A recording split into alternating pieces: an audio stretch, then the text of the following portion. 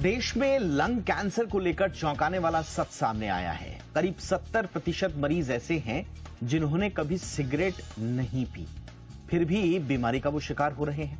यही नहीं, हार्ट और ब्रेन से जुड़ी बीमारियां भी तेजी से बढ़ रही हैं उन लोगों में भी जो लोग स्मोकर्स नहीं हैं। एक्सपर्ट्स बताते हैं कि वायु प्रदूषण इसकी बड़ी वजह हो सकता है, यानी कि एयर पॉल्यूशन अब आपके बाहर की आबोहवा को ही खराब नहीं कर रहा है, बल्कि आपके शरीर के अंदर घुसकर आपके जरूरी ऑर्गन्स पर भी अटैक कर रहा है। और ये लगभग उतना ही बड़ा आपको नुकसान कर रहे हैं या उससे भी ज्यादा जितना कि एक आम स्मोकर के लिए खतरे होते हैं। ऐसे में दिल्ली और मुंबई जैसे शहरों में रहना अब हेल्थ का कितना बड़ा रिस्क बन गया है, कितनी बड़े इंटरवेंशन की जरूरत है पॉल्यूशन पर, आज हम एक्सपर्ट्स के साथ इसी मुद्दे पर करेंगे चर्चा। मेरा नाम है दीपक डोभाल, आप देख रहे हैं आपकी खबर आपका फायदा। लौटता हूं इस रिपोर्ट के बाद।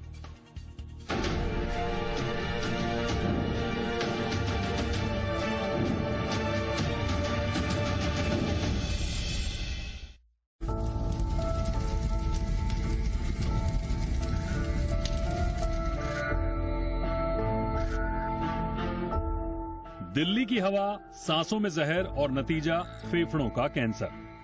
अब ये बीमारी सिर्फ स्मोकर्स तक सीमित नहीं रही। सबसे ज्यादा चौंकाने वाली बात यह है कि जिन्होंने कभी सिगरेट नहीं पी, अब वो लंग कैंसर के तेजी से शिकार हो रहे हैं। दिल्ली में हुई एक ताजा स्टडी के मुताबिक 70% से ज्यादा फेफड़ों के कैंसर के मरीज नॉन स्मोकर्स हैं। और हैरानी की बात यह भी है कि महिलाओं में भी फेफड़ों के कैंसर के मामले तेजी से बढ़ रहे हैं। पहले ये बीमारी पुरुषों में ज्यादा दिखती थी, लेकिन अब ये फर्क तेजी से कम हो रहा है। आंकड़ों के मुताबिक 1998 में लंग कैंसर के करीब 90% मरीज स्मोकर्स थे। 2018 तक ये आंकड़ा उलट गया। अब 50 से 70% मरीज नॉन स्मोकर्स हैं। लंग कैंसर के केस बढ़ने की रफ्तार भी डराने वाली है।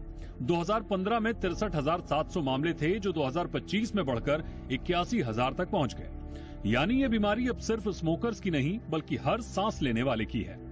डॉक्टर्स साफ कह रहे हैं कि ये अब स्मोकर्स की प्रॉब्लम नहीं रही, असली वजह हवा में घुला जहर है। दिल्ली की हवा में मौजूद PM 2.5 जैसे पार्टिकल्स फेफड़ों में जाकर ऐसे बदलाव करते हैं जो कैंसर का कारण बन सकते हैं। डॉक्टर्स का कहना है कि दिल्ली की हवा में सांस लेना कई बार स्मोकिंग से भी ज्यादा खतरनाक हो सकता है। नॉन स्मोकर्स में सबसे ज्यादा एडिनोकार्सिनोमा दिख रहा है, जो पहले स्मोकिंग से जुड़ा नहीं माना जाता था। अब जरा दुनिया की तस्वीर देखिए। WHO की कैंसर एजेंसी कहती है कि नॉन स्मोकर्स में फेफड़ों का कैंसर अब दुनिया में कैंसर से होने वाली मौतों का 5वां सबसे बड़ा कारण है। 2022 में करीब 2.5 मिलियन लोग फेफड़ों के कैंसर से जूझ रहे थे और इनमें एडेनोकार्सिनोमा सबसे ज्यादा पाया गया। ये सब टाइप अब पुरुषों और महिलाओं दोनों में डोमिनेट हो चुका है। 2022 में पुरुषों में 45.6% केस एडेनोकार्सिनोमा के थे। महिलाओं में यह आंकड़ा 59.7% तक पहुंच गया। नॉन स्मोकर्स में यह सब टाइप 70% तक पाया गया। तो अब सवाल उठता है कि जब सांस लेना ही जानलेवा हो जाए तो बचाव कैसे होगा। एक्सपर्ट्स कहते हैं कि स्मोकिंग छोड़ना जरूरी है, लेकिन उससे भी ज्यादा जरूरी है हवा को साफ करना, वरना आने वाली पीढ़ियां ऐसे खतरे का सामना करेंगी जिससे बचना उनके हाथ में नहीं होगा। ब्यूरो रिपोर्ट, जी न्यूज़। खास मेहमान इस वक्त हमारे साथ जुड़ चुके हैं। स्वागत करते हैं डॉक्टर अरविंद कुमार जी का, चेयरमैन हैं lung transplant and chest surgery Medanta hospital. Good evening doctor Arvind Kumar sir, बहुत बहुत स्वागत है आपका हमारे शो पे। हमारे साथ हैं डॉक्टर अरुण के Chopra sir, director cardiology Fortis Escorts hospital. Good evening sir, बहुत बहुत स्वागत है डॉक्टर चोपड़ा आपका हमारे शो पे। और हमारे साथ हैं doctor Sanjay Rai sir, professor community medicine, AIIMS Delhi. Good evening sir, बहुत बहुत स्वागत है डॉक्टर राय आपका भी शो पे। डॉक्टर अरविंद कुमार सर, काफी चिंता में डालने वाली स्टडीज आ रही हैं और ओवरऑल भारत में भी जो लंग कैंसर के केसेस हैं वो 81,000 के पार हो चुके हैं, जिनमें से बताया जा रहा है कि 50 to 70% नॉन स्मोकर्स के हैं। दिल्ली खास तौर से इसकी जद में आ रहा है। इसके अलावा दूसरी जो चौंकाने वाली बात है, खास तौर से यंग नॉन स्मोकर्स 30 से 40 साल के युवाओं में लंग कैंसर बढ़ रहा है सर। 79% एक स्टडी आई है जो बताती है कि 79% नॉन स्मोकर्स महिलाएं और युवा प्रभावित हैं। सर, तो क्या जो परंपरागत रूप से कहा जाता था कि अगर आप स्मोक करते हैं तो लंग कैंसर के चांसेस ज्यादा हैं, ये नॉन स्मोकर्स में लंग कैंसर के रिस्क क्यों बढ़ रहे हैं सर? दीपक जी, आपने जो अभी पहली बात तो आपके सभी दर्शकों को मेरा सादर नमस्कार और इस शो में मुझे बुलाने के लिए आपका धन्यवाद। अभी आपने एक स्टडी कोट की है जिसमें काफी सारा डेटा एक्चुअली मेरी स्टडी का कोट किया गया था। मैं आपको संक्षेप में बता दूं, मैंने अपने लंग कैंसर सर्जरी की शुरुआत एम्स से ही की थी 1988 में। उस समय जो मेरे पेशेंट्स होते थे उसमें 90 to 95% स्मोकर होते थे, यूजुअली मोस्टली मेन होते थे और वो 50s और 60s में होते थे। तो हम लोग उसको disease of elderly smoker main कहा करते थे, लंग कैंसर को। और अभी जो करंट डेटा है मेरा, उसमें स्मोकर नॉन स्मोकर का जो डिस्ट्रीब्यूशन है वो करीब 50-50 हो गया है। मेल फीमेल डिस्ट्रीब्यूशन भी करीब 55-45, कभी कभी 50-50, ऑलमोस्ट उसी रेंज में आ गया है। और एज करीब 15 से 20 साल कम हो गई है। अब मोस्टली पेशेंट्स 40s में हैं और इवन 30s एंड 20s में भी मुझे पेशेंट्स दिख रहे हैं। ये रोज हो रहा है और मैंने जब अपने फ्रेंड्स से अक्रॉस द कंट्री चेक किया तो पता लगा कि यही पैटर्न अक्रॉस द कंट्री देखने को मिल रहा है। तो ये जो एल्डरली स्मोकर मेंस डिजीज या स्मोकर्स डिजीज थी, मैं आज ये कहूंगा कि ये स्मोकर्स डिजीज की जगह ब्रीदर्स डिजीज हो गई है। अगर आप इस पॉल्यूटेड हवा में सांस ले रहे हैं तो आपका एक्सपोजर जिंदगी की पहली सांस से शुरू हो जाता है और जब तक आप 25-30 साल के होते हैं आपके लंग्स 25-30 साल इस पॉल्यूशन को एक्सपोज हो चुके। और WHO ने पॉल्यूटेड एयर को एक कार्सिनोजन यानी कैंसर कॉजिंग एजेंट की कैटेगरी में रखा है, क्योंकि बहुत सारे केमिकल्स उसमें वही होते हैं जो सिगरेट स्मोक में होते हैं।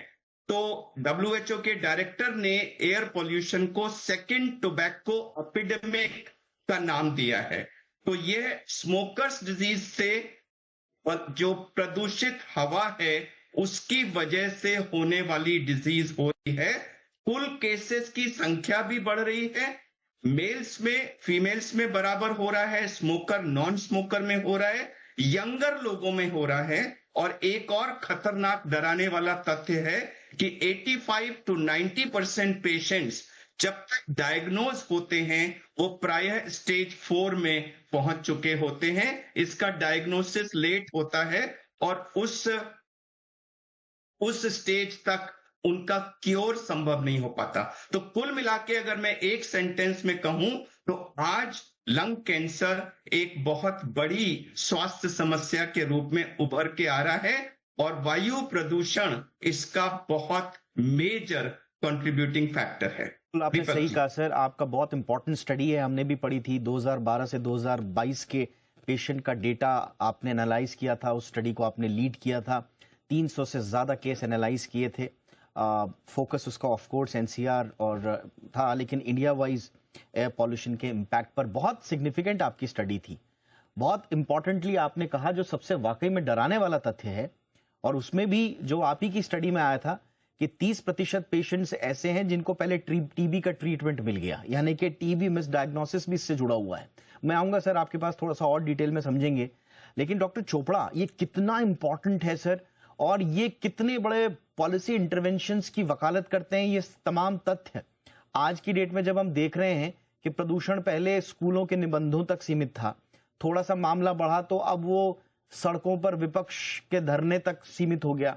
थोड़ा बहुत हमने देखा कि संसद के भीतर चर्चा वर्चा भी हो जाती है। लेकिन ये डेटा जो आप जैसे तमाम एक्सपर्ट्स बता रहे हैं, लगातार स्टडीज आ रही हैं, सर की अभी स्टडीज का भी हमने हवाला दिया, ये कितने बड़े पॉलिसी इंटरवेंशंस की हिमायत करते हैं सर ये डेटा? देखिए, ये बहुत ही क्रिटिकल सवाल है जो आज हम डिस्कस कर रहे हैं, और इसमें प्रोफेसर अरविंद ने एक इसका एस्पेक्ट आपके साथ शेयर किया जो कि लंग डिजीज के साथ कंसर्न्ड है, मेनली लंग कैंसर, और उसकी डिप्रेसिंग डेटा तो आपको मालूम पड़ ही गया है। लेकिन मैं इससे और आगे चलना चाहूंगा, क्योंकि हमारे जो दुनिया भर में सबसे कॉमन कॉज ऑफ डेथ है वो है हार्ट अटैक्स और एसोसिएटेड कार्डियोवैस्कुलर डिजीज, जिससे कि तकरीबन 32% ऑलमोस्ट 1/3 सारी दुनिया में जितनी डेथ्स होती हैं वो कार्डियोवैस्कुलर डिजीज से होती हैं, और उनका जो सबसे मेजर रिस्क फैक्टर्स हैं उनमें दूसरे तीसरे नंबर पे आ गए हैं smoking and pollution. So number 1 high blood pressure है, उसके बाद नंबर 2 3 पे स्मोकिंग और पोल्यूशन आ चुके हैं। वो क्यों आ चुके हैं? क्योंकि एक तो ये जो 2.5 पार्टिकुलेट मैटर है इससे डायरेक्टली हमारी ब्लड वेसल्स इरिटेट होती हैं, इससे हमारे हार्मोनल सिस्टम्स डिसरप्ट होते हैं, इनसे हमारा ब्लड प्रेशर बढ़ता है। सो अगर प्रोलॉन्ग्ड पोल्यूशन हम फेस करते हैं घर में, सड़कों पे, उससे हमारा ब्लड प्रेशर बढ़ता है। दूसरी चीज जो हमें नई चीज अभी 2-3 साल पहले ही मालूम पड़ी, वो एक इंडिया में ही स्टडी हुई है सीसीडीसी द्वारा, centres for chronic disease control, जिन्होंने बताया कि इस पार्टिकुलेट मैटर के एक्सपोजर से ब्लड शुगर भी बढ़ती है, इंसुलिन रेजिस्टेंस होता है और इस तरह डायबिटीज बढ़ती है। तो बीपी भी बढ़ता है, डायबिटीज भी बढ़ती है, और ये दोनों हार्ट अटैक के सबसे इंपॉर्टेंट रिस्क फैक्टर हैं। सो इस तरह हम जब पोल्यूशन के साथ जूझ रहे हैं तो सिर्फ लंग डिजीज और लंग कैंसर पे बात नहीं रुकती, बात और आगे जाती है। सो हाइपरटेंशन, डायबिटीज, हार्ट अटैक्स जो दुनिया भर में सबसे कॉमन कॉजेज ऑफ डेथ हैं वो हमारे यहाँ हो रहे हैं। अब आप देखिए, अगर आप बड़े कंट्रीज में जाते हैं, उनके आप कैपिटल्स देखते हैं वेस्टर्न कंट्रीज में, तो आपको जो पोल्यूशन का लेवल मिलता है, एयर क्वालिटी इंडेक्स 10 से कम मिलता है, ऑफन 10-20 मैक्सिमम, पर बड़े शहरों में 2, 3, 5 इस तरह के एयर क्वालिटी इंडेक्स हैं। तो हमारे 100 से नीचे तो कभी हमने शायद देखा ही नहीं है। तो हमारा तो एयर क्वालिटी इंडेक्स है ही बहुत पुअर। ऐसे एयर क्वालिटी इंडेक्स पे बाहर तो इमरजेंसी डिक्लेयर हो जाए, हम तो परमानेंटली इमरजेंसी में रहते हैं। अगर आप कोई घर में एयर फिल्टर या प्यूरिफायर यूज करते हैं, आप 1 हफ्ते बाद उसका फिल्टर निकाल के देखिए, you will be shock to see कितनी मिट्टी, कितना गंद वहां पे है। तो इसलिए हम तो इस तरह की चीजों से डील कर रहे हैं। इसको सिवाय एट ए एडमिनिस्ट्रेटिव लेवल हम लोग अपने लेवल पे कुछ ना कुछ कर सकते हैं, but I think at an administrative level, at a policy level, इस पोल्यूशन का कुछ करना पड़ेगा। हमारा एटीट्यूड भी I think needs to be better. हमें बाहर की पोल्यूशन इतनी तंग नहीं करती, हमें घर साफ चाहिए होता है, बट आई थिंक हम सबको भी मिलकर इसके लिए काम करना पड़ेगा, और एडमिनिस्ट्रेशन, गवर्नमेंट को पॉलिसी लेवल डिसीजन मेजर लेने पड़ेंगे जिससे कि ये चीज कंट्रोल में आए। एंड टॉपिक ऑफ प्रायोरिटी से रखना ही होगा, और वरना बहुत सारी इसमें एम्स की भी समय समय पर स्टडीज आती रहती हैं प्रोफेसर राय। बहुत सारी स्टडीज, बिल्कुल सही कहा, सिर्फ लंग्स की बात नहीं है या सिर्फ हार्ट डिजीज की बात नहीं है, पॉल्यूशन से मल्टी ऑर्गन डैमेज की बातें हमने सुनी हैं। प्रोफेसर अनंत मोहन, एम्स के जो पल्मोनरी डिपार्टमेंट के हेड हैं, उनका एक स्टडी आया था, 10 से 15% रेस्पिरेटरी जो केसेस इंक्रीज हुए थे उनमें ऑब्जर्वेशन था। कैंसर का कारण है नहीं, इस बहस के बीच में कैंसर सर्वाइवल रेट डाउन हो रहा है, इसके कोरिलेशन वाली तमाम स्टडीज आ चुकी हैं। उसके बावजूद पब्लिक हेल्थ इमरजेंसी, ऐसा लगता है कि सिर्फ मौखिक रूप से पब्लिक हेल्थ इमरजेंसी दिखती है, पॉलिसी लेवल पर क्यों नहीं सर? आपके इसमें क्या रिकमेंडेशंस होंगे डॉक्टर राय? जैसा अभी डॉक्टर अरविंद भी बता रहे थे, प्रॉब्लम है, आपने भी बताया, स्टडीज की कमी नहीं है, थाउजेंड्स में पब्लिश लिटरेचर अवेलेबल है, तो इसलिए मैं उस पर ज्यादा डिस्कस नहीं करना चाहता। पहले भी हम लोग इसी शो में जो है इस पे डिस्कस कर चुके हैं, तो उसका रिपीटिशन नहीं होना चाहिए। जहां तक रही कि पॉलिसी भी है, अगर आप देखिए तो ग्रेडिंग सिस्टम लगा हुआ है, बट उसका इम्प्लीमेंटेशन नहीं हो रहा है। अगर आप देखें, जैसे मैं एग्जांपल एक यूके का दे देता हूं। यूके में क्लीन एयर एक्ट 1956 में आया, क्योंकि वो सबको याद होगा कि वहां पे 50 और 60s में जो है ये बहुत बड़ी स्मोक की समस्या थी, वो एक काला अध्याय कहा जाता था। आज देख लीजिए, यूके का किसी दिन का AQI चेक कीजिए तो करीब, अगर ये देखिए तो 20 से लेके मैक्सिमम मैंने देखा है कभी 40 के ऊपर मैंने कभी नहीं देखा है, मैंने नहीं देखा है, हो सकता है कभी जाता हो। मैंने कल भी चेक किया था जब यहाँ का कुछ कम हुआ था परसों, कि 300 के नीचे आया था, तो हम बड़े खुश हो रहे थे कि आज थोड़ा सा जो है AQI हमारा अच्छा हो गया है। 100 पे इमरजेंसी हो जानी चाहिए, 300 और 400 पे हम जी रहे हैं। ये तो सारी लिमिट क्रॉस कर चुकी है। कुछ भी करना पड़े, स्वास्थ्य को जो है हमें प्राथमिकता देनी पड़ेगी। आज नहीं तो कल देंगे। कहीं ऐसा ना हो कि बहुत देर हो जाए जब हम प्राथमिकता देंगे। जो बातें हो रही थी कि कैंसर का एक कारण जो है, पहले सिगरेट को भी आज से 50 साल पहले नहीं मानते थे, जब तक पूरी रिसर्च नहीं आ गई कि सिगरेट जो है कॉजेटिव एजेंट है। सिर्फ एसोसिएशन तक पहले था। अब जो है जब हम ये स्टडी करते हैं, पाते हैं कि अच्छा दिल्ली में रहते हुए तो हम 20-30 सिगरेट, 40-40 सिगरेट जो है पर डे स्मोक कर रहे हैं। तो आप इसी सोचिए, किसी भी कैंसर का, बहुत सी बीमारियों का जो इनसे होता है वो डोज एंड ड्यूरेशन का रिलेशन होता है। अगर इतना हैवी डोज ले रहे हैं तो बहुत लंबा ड्यूरेशन भी नहीं चाहिए। कि हम कहते हैं कि अगर 10 सिगरेट जो है 10 साल तक पीते रहे तो उसका इफेक्ट आना शुरू होता है, 20 सिगरेट जो है सिर्फ 5 साल पे, तो इस टाइप से उसका क्यूमुलेटिव इफेक्ट होता है। सो डोज एंड ड्यूरेशन हमें जो है पॉलिसी, स्ट्रिक्ट पॉलिसी लेनी पड़ेगी। जैसे क्लीन एयर एक्ट 1956 में उसका यूके में आया, उन्होंने इम्प्लीमेंट किया और उसका रिजल्ट भी आया। सो थोड़ा सा स्ट्रिक्ट होना पड़ेगा कि स्वास्थ्य के साथ जो है हमें कोई समझौता नहीं करना पड़ेगा। एब्सोल्यूट। अगर आप देखिए जो AQI का हमने लेवल रखा हुआ है वो WHO के नॉर्म से 2.5 गुना ज्यादा रखा हुआ है। वहां पे 20 है, गुड का हमने 50 रखा है कि लेस देन 50 अगर रहता है अप टू 50 हम कहते हैं कि गुड क्वालिटी है, ग्रीन दिखाई देता है। WHO ने ग्रीन 20 पे ही कहा है, उसके बावजूद ये हाल है। बावजूद ये हाल है। आपने बिल्कुल सही तरफ इशारा किया सर।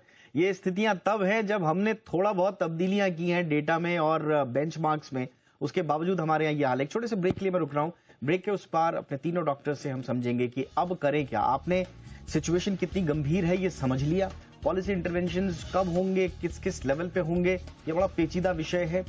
इसके बाद अब रह जाता है कि आप और हम क्या करें। जब तक सरकारें कोई कदम उठाएं उससे पहले हमको क्या करना है अपने लंग्स की, अपने ऑर्गन्स की रक्षा के लिए। ब्रेक के बाद इस पर चर्चा के बाद आपका स्वागत है।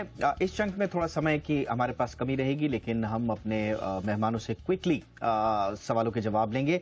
डॉक्टर अरविंद कुमार सर, आप हिदायत क्या देंगे, क्योंकि अगर मैं सही हूं तो आप ही का ये ऑब्जर्वेशन था कि जो लोग दिल्ली NCR या पोल्यूशन वाले इलाकों से बाहर चले गए उनके लंग फंक्शन धीरे धीरे 2 से 3 साल में 20 से 30% बेहतर भी हुए हैं। तो क्या ये बात सही है सर कि एक्सपोजर जो है अगर वो कम हो जाए तो लंग कैपेबिलिटीज वापस भी आ सकती है? दीपक जी, ये बात कुछ हद तक सही है कि अगर आपका एक्सपोजर सिग्निफिकेंटली कम हो जाए और वो हमेशा के लिए फिर कम होके कम ही रहे, तो आपका रिस्क एक्सपोजर से पहले के लेवल पे नहीं आता, लेकिन अगर वो एक्सपोजर कंटिन्यूड रहता तो उसके कंपैरेटिवली कम हो जाता है। बट ये थोड़ा सा मैं डिफर करूंगा। मैंने ऐसा कभी स्टडी में नहीं कहा था कि जो लोग यहां से बाहर चले गए हैं वो उनका रिस्क कम हो गया है। ये अक्सर मुझसे सवाल पूछा जाता है कि हम दिल्ली छोड़ के कहीं चले जाएं क्या, तो मैं उसका जवाब ये दूंगा दीपक जी कि आज कंट्री का 98% सरफेस एरिया जो है वो प्रदूषण से प्रभावित है। एक समय था शायद 10-15 साल पहले जब हम इसको दिल्ली सेंट्रिक या north India Indo Gangetic belt centric problem कहते थे। आज ये प्रॉब्लम पूरे देश में है। आप बॉम्बे का पिछले वर्ष का डेटा है, कई दिनों में बॉम्बे का AQI दिल्ली के AQI से वर्ष था। तो बाकी जो शहर हैं, इवन हिली एरिया से जो हमारे पास लोग आजकल आ रहे हैं, उनके लंग्स भी जब मैं ऑपरेट करता हूं तो उनमें भी उतने ही काले काले डिपॉजिट्स हमको दिख रहे हैं जितने सिटी ड्वेलर्स में हैं। तो यहां से पलायन, पहली बात तो वो एक प्रैक्टिकल प्रॉब्लम, प्रैक्टिकल सोल्यूशन नहीं है, और दूसरा आप जहां जाएंगे वहां भी कोई बहुत ज्यादा फर्क आपको नहीं मिलेगा। आपने सोल्यूशन की बात की। Yes sir, quickly sir. Solution Deepak ji बड़ा सिंपल है कि इसके 2 सोर्सेज हैं, धूल और धुआं। धूल में पार्टिकल्स होते हैं और धुएं में तरह तरह के केमिकल्स होते हैं जो हमें नुकसान करते हैं। हमें कुछ न कुछ करके सोर्स पर धूल और धुएं को कंट्रोल करना है, और यही अप्रोच बीजिंग शहर ने इस्तेमाल की, जहां 2015 में स्थिति आज की दिल्ली की स्थिति से वर्ष थी। लेकिन आज उन्होंने एक चमत्कार जैसा कर दिया है। Yes, आप कह रहे हैं कि आपने कॉस्मेटिक बिल्कुल सॉल्यूशन सर, उनसे कुछ नहीं हो। Absolutely sir. तो आप कह रहे हैं कि स्रोत पर आप उस पर सॉल्यूशंस लेकर के आइए, स्थिति कंट्रोल में पहले भी आई हैं। डॉक्टर चोपड़ा, मास्क का एक सॉल्यूशन हो सकता है सर? अजीज जी, मास्क जी, मास्क, अच्छा सॉरी, मास्क हो सकता है जी सोल्यूशन, बट ना ये हाउस होल्ड पोल्यूशन भी कोई कम नहीं है, बिल्डिंग्स के अंदर पोल्यूशन भी कम नहीं है। अगर आप चेक करेंगे तो आपको पता चलेगा कि बिल्डिंग्स के अंदर ठीक है, बाहर सड़क से पोल्यूशन कम है बट बहुत कम नहीं है। सो वो एक शॉर्ट टर्म सोल्यूशन है, लॉन्ग टर्म सोल्यूशन नहीं है। फिर भी आप घर से बाहर निकलेंगे ही, आप चाहे व्हीकल में भी जाएंगे, कार में, बस में, किसी भी चीज में, अगर स्कूटर पे जाएंगे या मोटरसाइकिल पे जाएंगे तब तो ऑब्वियसली आप एक्सपोज्ड हैं। Right. तो ठीक है, डायरेक्ट स्मोक थोड़ा कम हो जाएगा, मगर this can't be a long term solution. Long term solution के लिए आपको वही जो हम बातचीत कर रहे हैं कि पॉलिसी इंटरवेंशन की आवश्यकता होगी। डॉक्टर राय, बहुत क्विकली, क्या सर लोग ये भी पूछ रहे हैं कि अगर लेट डायग्नोसिस हो रहा है और 30 से 40% non smoker lungs cancer stage 4 में पकड़े जा रहे हैं, तो सर शुरुआत में लो डोज सीटी स्कैन जैसे बीच बीच में टेस्ट करा लेने चाहिए सर? सीटी स्कैन कराने के भी एक अपने फाइनेंशियल के साथ साथ जो है एक्सपोजर का भी खतरा है। ये ऐसा कोई रिकमेंडेशन नहीं है कि लोगों को सीटी स्कैन कराते रहना चाहिए। वो डॉक्टर से संपर्क करें, डॉक्टर अगर एडवाइस करता है तो ये है। जहां तक कंट्रोल की बात है, देखिए कारण हमें जानना पड़ेगा। कारण अगर दिल्ली का देखिए, जो भी डेटा हमारे पास है, 90% जो है कारण है, किसके कारण से है? व्हीकल के कारण से है और इंडस्ट्रीज के कारण से है। पॉल्यूशन का जो है 10% में वो पराली से लेके और सारे जो है इवन 2% से कम आते हैं जी। हम जो है आई वॉश करने के लिए पराली, पटाखे ये सब करते रहते हैं, मेजर को एड्रेस नहीं करते हैं। अगर 400 है, व्हीकल को बंद करना पड़े, कंप्लीटली बंद कीजिए, एसेंशियल सर्विसेज को चालू रखिए, बट आप साथ खिलवाड़ नहीं कर सकते, तो स्ट्रिक्ट एक्शन की जरूरत है। एब्सोल्युटली सर, बिल्कुल आपने सही कहा। सही जो कारण है उनको पकड़ना होगा। इधर उधर की बातें करने से फायदा नहीं है। कभी पराली पर और कभी पॉलिटिकल आक्षेप, इनसे काम नहीं चलेगा। रूट कॉज पकड़ के उस पर आप कीजिए एक्शन, तब जाके बात बनेगी। बातें बहुत करनी थी, समय इतना ही था। आप तीनों का बहुत बहुत शुक्रिया, doctor Rai, doctor Chopra, doctor Arvind Kumar sir, बहुत बहुत शुक्रिया आप तीनों का। शो में इतना ही, इजाजत दीजिए, नमस्कार।